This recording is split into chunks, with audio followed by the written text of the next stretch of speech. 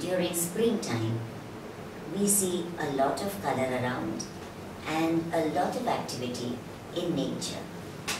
But during autumn, everything is silent and there is wind and dust all around. But in this poem, the Laburnum Talk, let's see what are the activities during autumn season, that is in the month of September. So here we go with Laburnum Talk by Ted Hughes. The laburnum top is silent, quite still, in the afternoon yellow September sunlight.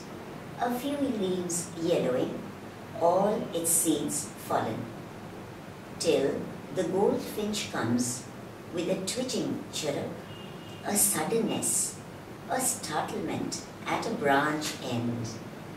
Then, sleek as a lizard and alert and abrupt, she enters the thickness and a machine starts up of chitterings and a tremor of wings and trillings. The whole tree trembles and thrills.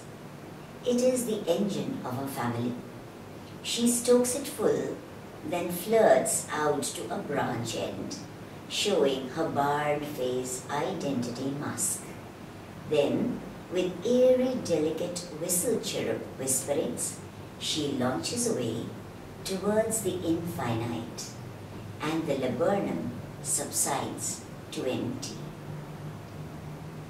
Well, here the laburnum top, the tree top, is absolutely silent in the first stanza, and it is quite still. Still is without any movement, because it is September and it is autumn season, when all the leaves have turned yellow and the sunlight also is yellow in color. A few leaves yellowing, all as seeds fallen. And what has happened to the seeds of the tree? They have fallen down and they have gone into the soil. Now, after this silent atmosphere, the second stanza tells us of the activity that starts up as soon as this goldfinch comes into the tree, with a twitching chirrup, a suddenness. And what happens with that twittering sound? With the sound of the bird, there is movement and activity in the tree. And that sudden movement shakes the whole of the tree. A startlement. Startlement is, again, sudden movement is startlement. Amazed.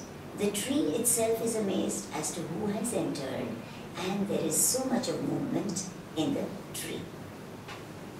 At a branch end. So where does this goldfinch sit? She sits at that branch end, and she is over there chirping, moving her wings, and therefore there is a lot of activity in that silent tree. Then sleek as a lizard, she perches on that top branch, and then she enters the thickness of the tree. She enters like a lizard. As the lizard is smooth and slippery and very shiny, in the same way she enters majestically into the thickness of the tree, and alert and abrupt. These are the qualities of that bird. She is very alert and she abruptly enters the tree. Abrupt is suddenly she enters. She enters the thickness and a machine starts up. So machine over here refers to the chirping of the bird and the movement in the tree. Machine starts up of chitterings and a tremor of wings. Tremor is movement of the wings. So because of the movement of the wings, there is noise, and the whole of the tree is full of activity. The leaves are moving, the branches are moving, and the whole of the tree appears to be alive. And trillings. The whole tree trembles and thrills. So trilling is another sound made by these birds.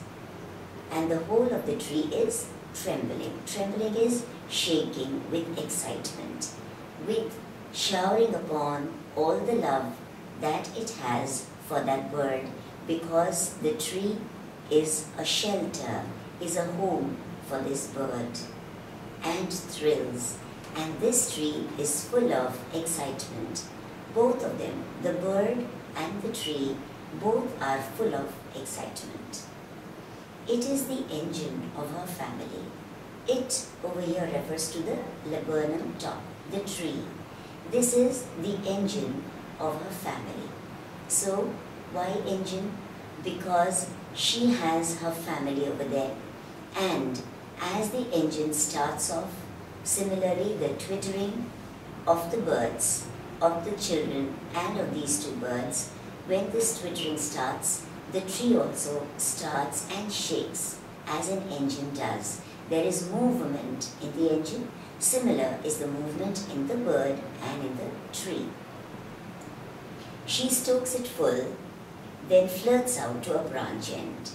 She stokes it full.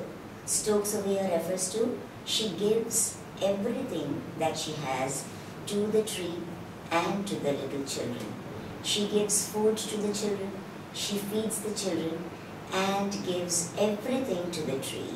What is everything over here? She gives her chirping sound, she gives her tremor of wings, and she brings about liveliness in the tree. So she stokes it full, she gives the whole of that liveliness and that lively atmosphere to the tree, and then once again comes out of the thickness of the tree to the end of the branch, showing her barred face identity mask. And she shows her barred face. So barred face over here refers to that face which is absolutely there with some mark on it. And barred over here refers to the stripes that there are there on this bird. And that is her identity. And identity over here refers to that with the help of those marks which are there on the bird, one can easily make out that that particular bird is the goldfinch. Showing her barred face identity mask. Then, with airy, delicate whistle, chirrup whisperings, she launches away. There, when she sits at the branch end, she makes a whistle sound, and that appears to be ghost-like. It is ghostly. Airy over here refers to ghost-like. And after making that whistle sound, which is ghostly, she launches away. Launches is, she leaves that tree and towards the infinite she flies. Infinite over here refers to the sky. So she takes the flight to the sky, and the laburnum subsides to empty. That laburnum tree once again subsides and goes down to emptiness. Absolute, silent as atmosphere once again can be seen, can be visualized on that tree. Thank you. The yellowing leaves in the laburnum top symbolize the declining years of human beings. The goldfinch symbolizes life and activity, because as soon as it reaches the thickness of the tree, there is liveliness in the tree. That laburnum top, which was absolutely silent, is now in action. The leaves are rustling, the branches are moving, and therefore goldfinch refers to life. Here, the tree can be symbolized as the world, and the thickness of the tree can be taken up as the worldly affairs that the human beings carry out, the activities that are carried out into the world, and the love and the affection of the family members pouring down from one to the other refers to that love and affection that the goldfinch gives to its kids and to the tree. So, after the work gets over, as the goldfinch comes out onto the branch end. Similar is the case with the human beings. After they have performed their duty in the world and they are satisfied with their work, they feel that their work is over and they quit. And then, right at the end, they leave for that heavenly abode, as does the goldfinch who launches away into the infinite.